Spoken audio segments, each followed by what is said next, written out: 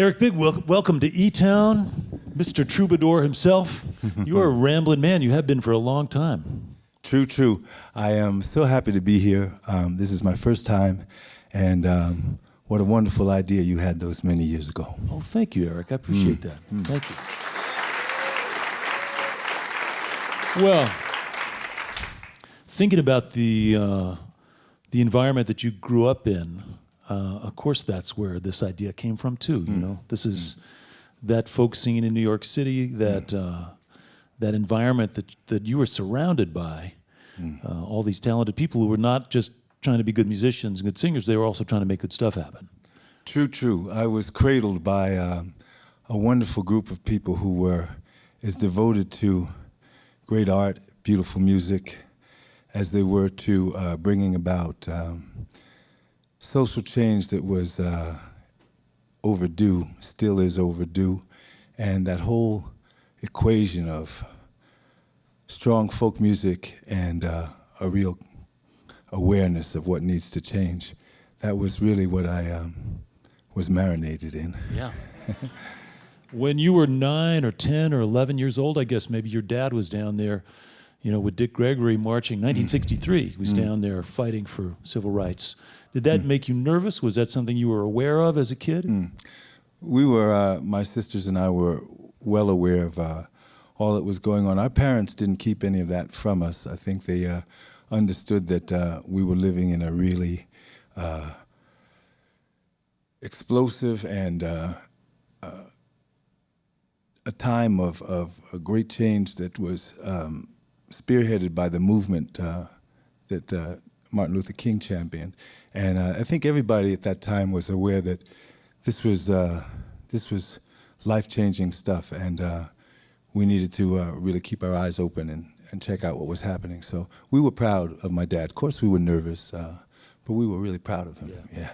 And what about your godfather, Paul Robeson? What did you learn from him about that balance between activism and art? It's dangerous. For him, it was dangerous. Yeah.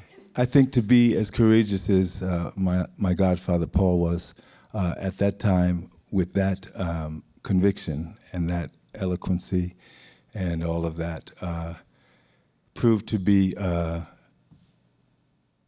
dangerous for him, because personally he suffered for his beliefs, for his outspokenness. He was at a critical time in his life basically abandoned by many people in many communities. I'm speaking of leftist communities, African American communities. People misunderstood Paul to a great degree, and he was often really out there on his own. But he was a beacon of courage and love, and for that I'm just so happy to have known him. Yeah. It's interesting to hear you use the word beacon, because just up the river from New York City was Beacon, New York, which is where Pete Seeger lived, who was another beacon. Indeed. And another part of your social circle as you were growing up. Pete was a friend of my dad and my mother, and many friends in common. And Millard Lampell from the Almanac Singers. These were family friends, Odetta. Pete was consistently dedicated to all the good things. And from an early age, I was aware of his towering devotion to all of that good stuff. And I remember when I was 3, he came over to the house. We lived in Queens. And he picked up my favorite teddy bear. And all of a sudden, my teddy bear knew how to play the 5-string banjo. Yeah. That's pretty cool. You know, it's interesting growing up. You know, I mentioned that, you know, your dad gave you the gig of being in the house band on his television show. Your dad was blacklisted during the McCarthy days, and then got back on TV, had his own show, and asked you at the age of 16 to be in the house band. Were you surprised by that? Were you ready for that? I was not ready. I was thrown in at the deep end by a very, very astute and wise man. My dad figured out that if I was really going to take this music stuff seriously, I better get a dose of the real deal very early on and find out whether I could sink or swim. So I found myself surrounded by some amazing musicians, among others, Ron Carter on the bass. Wow. Yeah, and here I was, a 16-year-old who was struggling to read the charts, but I got a sense of what it was like to really be on the edge there, live television. Mostly I got a chance to just see what veteran musicians did in their downtime, and that was also educational.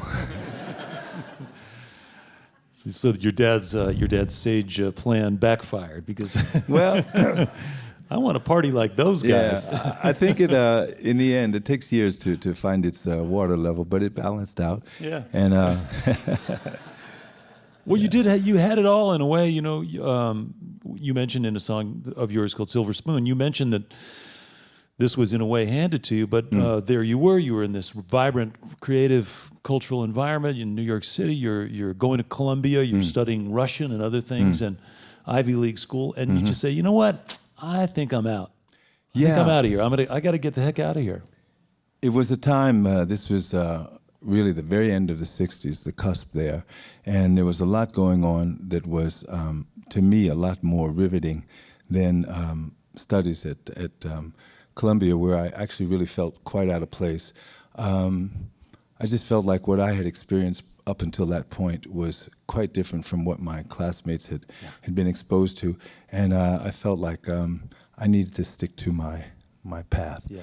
So I grabbed my guitar and eventually made my way to Paris to make it really on my own. Yeah. Well, then you run into this an expat from Kentucky, as your dad had been from Kentucky. From Louisville, yeah. Yeah, Mickey Baker, who's there living in Paris, who's a jazzer and who kind of turned to the blues to make a buck at one point in his life. But he's a great guitar player. Great teacher, yeah. great session player who was known for his recordings with all kinds of people, from Billie Holiday to Ray Charles. He also was part of that great pop duo, Mickey and Sylvia, who penned Love is Strange. Remember that tune? Yeah. But Mickey was a great mentor for me. He took me under his wing at a time when I was really feeling quite alone out there in Paris. And he was focusing on early pre-war blues at that time. I think he was doing a project with Stefan Grossman. And so he was the guy who really made me sit down and really analyze, but really listen hard to what Robert Johnson was doing. Yeah. And that started me on a path of discovery when it comes to pre-war blues that just, stayed deep. with me. Yeah, that's a deep file. There's a lot of learning and a lot of listening in that category. I thought Robert Johnson was two guys playing two guitars. I said to Mickey, I said, please tell me that that's like two guitar players. And he said, no, man, go back and listen again. That's one guy, Yeah. And it's funny because, we, when I was growing up and getting interested in playing guitar, to try to bridge that gap between folk music and blues and maybe just visit the jazz world a little bit, it was Mickey Baker's books that were the sort of thing, that's where I first heard about him. Yeah. He wrote a famous book, Teaching Jazz Guitar, that's still in print, and it was really the tome that introduced a lot of young players to the rudiments of jazz playing, yeah. It was too tough for me. Me too. In case you just joined us, you're listening to eTown. We're here with Eric Bibb. We're talking about your life path, and it's interesting just because, you call yourself a troubadour, and it's so true. You are a traveling person. You went to Paris. You found your way to Stockholm in 1970 when you were still a teenager. Pretty soon you're a dad. You're living up in Sweden. You must have felt like you're living on Mars for a little while. Well, it's funny. There were but there were a sizable amount of expats already in Sweden at that time. And I didn't really feel too far away from home. My best friend was a harmonica player named Björn Hamrin, and he had a record store called Early Bird Records right in Stockholm. And this was the most comprehensive collection of pre-war blues that I'd seen since leaving New York, and then some. Yeah. So basically I just hung out in the back of his store. He allowed me to tape on a reel-to-reel tape recorder his entire stock. So I was busy, and I was not homesick for all of that beautiful music, And I mentioned you were a young dad, so that was a whole life-changing thing too, especially for somebody who's thinking about being a traveling musician? Yeah, my oldest son, his name is Rennie Taj, named after Taj Mahal, the middle name, and he's also a performer, a wonderful dancer and musical theater artist, and yeah. Life takes you where it takes you, right? It does. If you let it. We've been talking about this journey and the traditional music and the values that were sort of a part of your world. And I know you started paying attention to African music and world music. You and I have both played at a place in Phoenix called the Musical Instrument Museum. Oh, yes. And I was just there last week, and I know you're going there soon again. What a place. Yeah, it's an amazing collection of musical instruments from around the world, but I found it to be spectacularly inclusive, where you see these common elements of these instruments from every country, every culture. Somewhere along the line, somebody figured out how to either take a drum, put a string on it, take a drum and just use it as a drum. I mean, this evolution of instruments was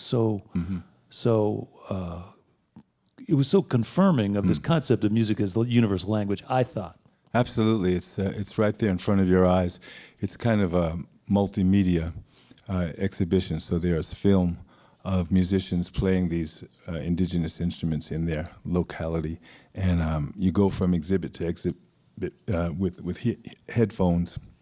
And it's like traveling through the world on a musical ticket. And it's amazingly inspiring, and they make it available to school children, which is great because I think if we start out really early, letting children know that they're connected to this wide world of music, we could probably avoid some of the stuff that's going on now. Yeah.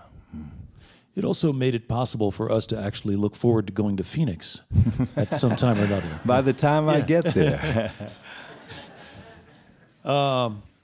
I think that you're a well-spoken, sensitive guy, Eric. I can tell. I don't know how many languages you speak, but it's obviously at least three. Three, four. Yeah. Yeah. And I understand you carry a book around with you, bound in Japanese paper with some poems. And some of my books are pretty posh, but some of them are those great old-fashioned, those black and white composition books that I love. Yeah. That I grew up with, so right. You'll find the gamut there in my knapsack. Yeah. But there's poetry from Maya Angelou or from Wendell Berry and others. Are there any bits of poetry that you carry with you that you've committed to memory that are sort of? The answer is no. Yeah. I really wish I was that kind of guy who had that kind. I can't even really retain all of my song lyrics. I write a lot. Yeah. I read a lot. I tend to really focus on what's right in front of me. At the moment, it's a great biography of Reverend Gary Davis called "Say No to the Devil" by Ian Zach. Highly recommended. Yeah. But I wish I could spout, great sayings and stuff like that. Walt Whitman at the tip of my tongue. Yeah. I have to work on that. But it's inside you. It's inside you. It's important to you. That's the thing that's so interesting too. And lastly, we've been talking about the relationship between you and your dad and the kind of community that your dad presented to you as a young person, as you say, that you marinated in. You get a chance to do that with your own children now. I know that you have a remarkable daughter who's a singer herself, and now you two are doing some performing together from time to time. Sure. My middle daughter, Yana, is a wonderful singer and songwriter, and we recently did a tour of Germany and Austria and Switzerland, and we just did 2 dates here in the Southwest, one in Albuquerque and one in Denver last night. And check her out. She's really happening.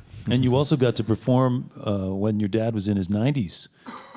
You did a show, you did some performing with your dad as well, right? We have had a chance to share several stages. In the last decade, we've also made 2 records together. One's called A Family Affair, and the second one is a tribute to my godfather and my father's friend and mentor, Paul Robeson. It's called Praising Peace. Yeah. So these are all out there.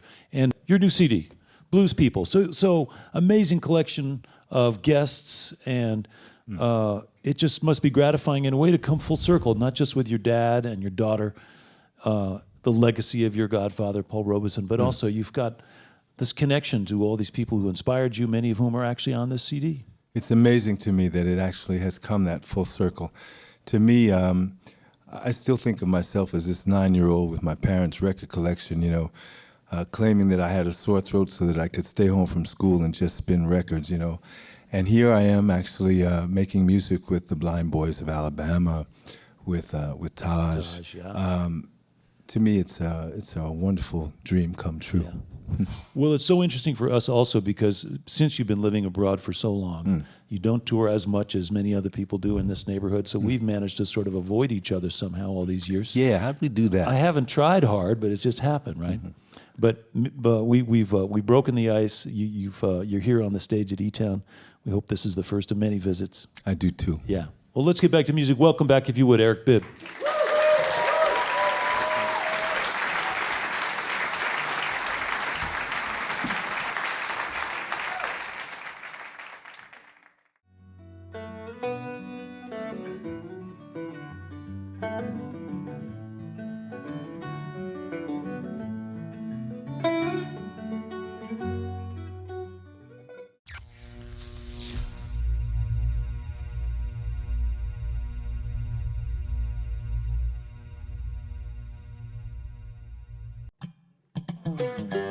Hi, this is Nick Forster from eTown. If you want to stay up to date with all the performances, interviews, and behind-the-scenes footage, click the subscribe button. Thanks.